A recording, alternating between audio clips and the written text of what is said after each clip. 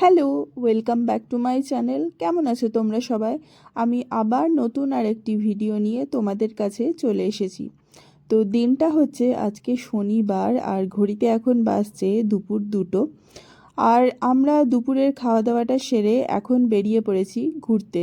আমরা সবাই মিলে কোথায় যাচ্ছি, কিভাবে যাচ্ছি, সমস্তটা তোমাদেরকে জানাবো। তো তার আগে তোমাদেরকে এই ভিউটা দেখাই। কি সুন্দর লাগছে পাহাড়ের এই ভিউটা, জাস্ট একবার দেখো।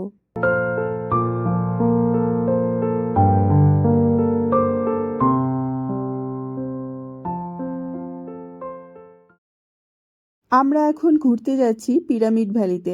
যারা ব্যাঙ্গালোরে থাকো তারা পিরামিড ভ্যালি সম্পর্কে মোটামুটি কম বেশি সবাই জানো, আর যারা জানো না তাদের জন্য বলে রাখি যে এটা হচ্ছে একটা মেডিটেশন সেন্টার। তো শুধুমাত্র এখানে কিন্তু মেডিটেশন করা যায় সেরকম কোনো ব্যাপার না, এটা একটা ঘুরতে যাওয়ারও একটা সুন্দর জায়গা। ব্যাঙ্গালোরে শিবসমুদ্রম যাওয়ার পথেই কিন্তু এই পিরামিড ভ্যালিটা পড়ে। তো প্রথমবার যখন আমি শিবসমুদ্রম যাচ্ছিলাম তখন রাস্তায় পিরামিড ভ্যালির এই সাইনটা দেখতে পাই। তখনই ঠিক করেছিলাম যে এই জায়গাটা আমি অবশ্যই একবার ঘুরে আসব। কিন্তু যাই হোক, সময়ের অভাবে যাব করে আর যাওয়া হয়ে ওঠেনি।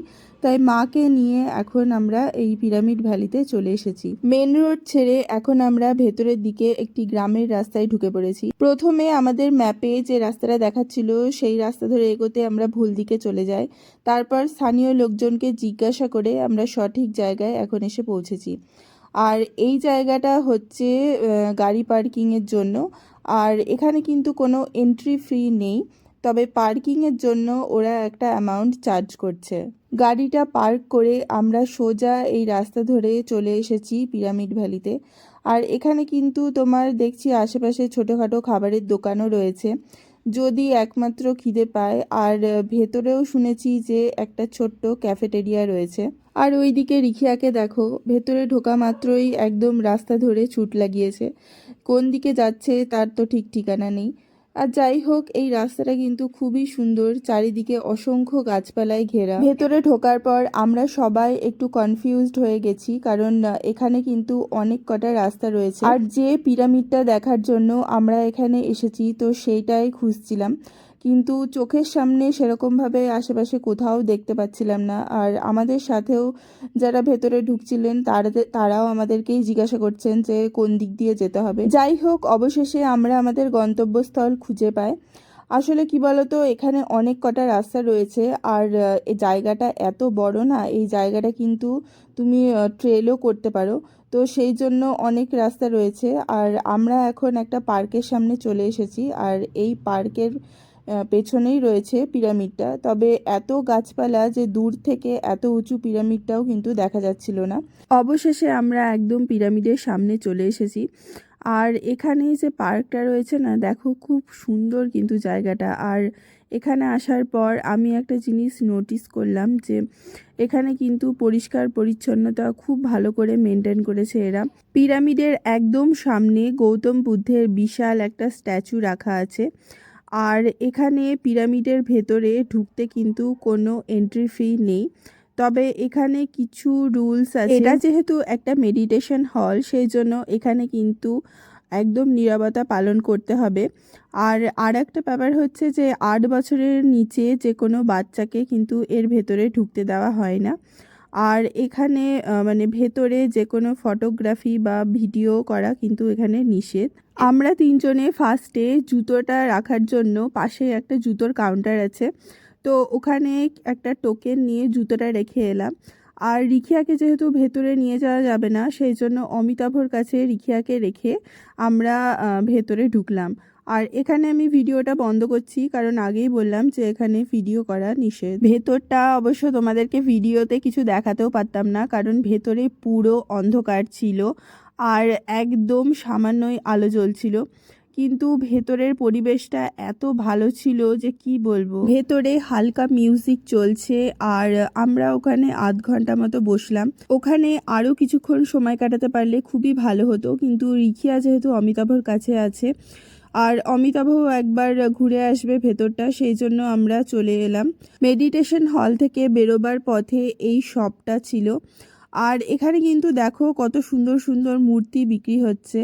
আর মা রিখিয়ার জন্য এখান থেকে একটা কাঠের খেলনা কিনলো। আর আমি বাড়ির জন্য আর আমার নিজের জন্য দুটো ছোট্ট চাবির রিং কিনেছি। এখানকার জিনিসগুলো কিন্তু সত্যিই খুব ভালো, বিশেষ করে ঘর সাজাবার জন্য। আর এখানে এছাড়াও খাবার দাবার, অনেক ধরনের বইপত্র, এমনকি মেডিটেশন করার জন্য যে স্পেশাল চেয়ারগুলো হয় সেগুলোও কিন্তু পাওয়া যাচ্ছিল। তো তোমরা যদি কোনো দিন এখানে ঘুরতে আসো, অবশ্যই কিন্তু এই দোকানটা একবার ঘুরে দেখো। এখন আমরা পার্কে 4 জনে বসে রয়েছি আর অমিতাভ ভেতরে গিয়েছে। আর রিখিয়ার জন্য আমি কিছু বাড়ি থেকে ফ্রুটস এনেছিলাম, মা এখন ওকে সেটাই খাওয়াচ্ছে।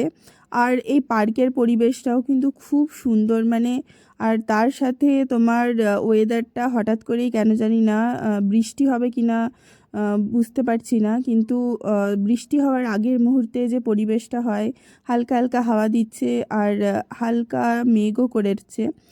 তো যাই হোক, অমিতাভ বাইরে এলে আমরা আবার বাদবাকি জায়গাগুলো ঘুরে দেখব। আর বলতে না বলতেই হঠাৎ করে এক দুফোঁটা বৃষ্টি থেকে ঝমঝম করে বৃষ্টি শুরু হয়ে যায়। এখানে কিন্তু দাঁড়াবারও কোনো জায়গা ছিল না। তোমাদেরকে যে দোকানটা দেখালাম, তো সেই দোকানের সামনেই একটা ত্রিপল মতো দেওয়া ছিল। তো আমরা কোনো রকমে, আর বাদবাকি যারা ছিল তারাও মোটামুটি সবাই ওইভাবেই দাঁড়িয়েছিল। তবে বৃষ্টি এতটাই জোরে হচ্ছে যে পুরো ছাট এসে গায়ে লাগছে। যাই হোক, কিছুক্ষণ পর বৃষ্টি থেমে যায় আর অমিতাভ ভেতর থেকে চলে আসে। আর আমরা এখন যাচ্ছি এখানকারই একটা ক্যাফেতে, কারণ দুপুরের লাঞ্চটা হয়ে গেল, অনেকক্ষণই করেছি আর খিদেও পাচ্ছে একটু।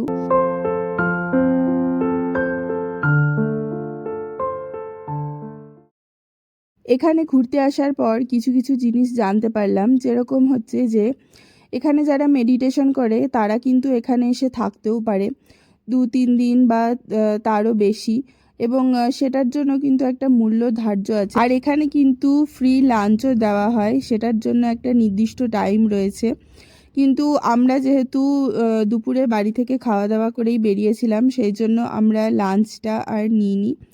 তো যাই হোক, আমরা এখন এই ক্যাফেটাতে চলে এসেছি আর ক্যাফেটা খুবই সুন্দর। আর ওদিকে অমিতাভ গেছে খাবার অর্ডার দিতে।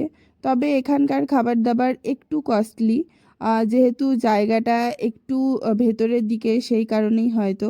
পিরামিড ভ্যালি ঘুরতে আসার ইচ্ছা আমার অনেক দিনেরই ছিল আর সেটা আজকে পূর্ণ হলো। কিন্তু এখানে আসার পর আমার মনে হচ্ছে যে এই জায়গাটায় আমি আরও একবার আসব। এরকম খুব কম জায়গায় আছে যেখানে আমি ঘুরতে যাওয়ার পর মনে হয় যে সেই জায়গাটায় আরও একবার ঘুরতে যায়। তো যাই হোক, আজকের ব্লগটা কিন্তু আমি এখানেই শেষ করছি।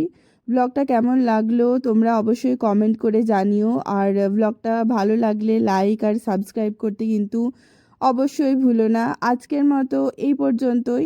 তোমাদের সাথে খুব শিগগিরই দেখা হচ্ছে অন্য আর একদিন নতুন আরেকটি ব্লগে।